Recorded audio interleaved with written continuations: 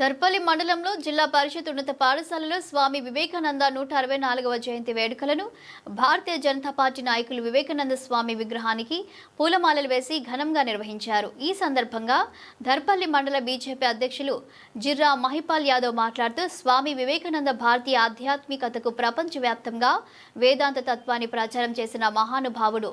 ఆయన జన్మించిన రోజు జనవరి 12 భారతదేశంలో జాతీయ యువజన దినోత్సవంగా జరుపుకుంటారు. ఆయన జీవితం యువతకు అపార ప్రేరణ. జననం మరియు బాల్యం నరేంద్రనాథ్ దత్తతగా 1863 జనవరి 12న కలకత్తాలో జన్మించారు.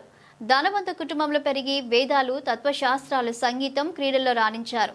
ఆయన తల్లి భక్తి మార్గంలో, తండ్రి సంస్కర్త ఆలోచనల్లో ప్రభావితులయ్యారు. ఆధ్యాత్మిక గురువు రామకృష్ణీయుడు యువకుడైన నరేంద్రుడు దైవాన్ని చూశారా అని రామకృష్ణ పరమహంసకు అడిగి ఆయన శిష్యుడయ్యారు.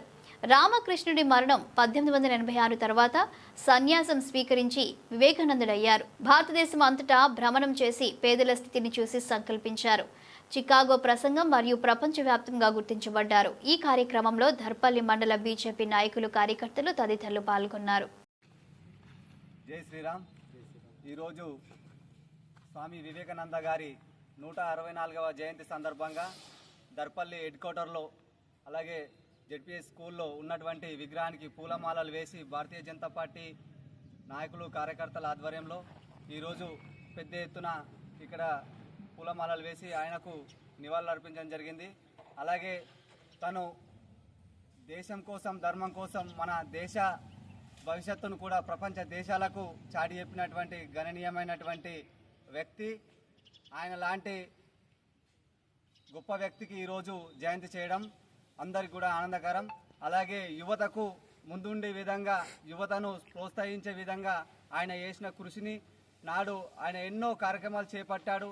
ఆ కార్యక్రమాల్లో తను ఆ కృషికి ఎంతో దేశవ్యాప్తంగా ఆయనకు ప్రశంసలు అందినాయి.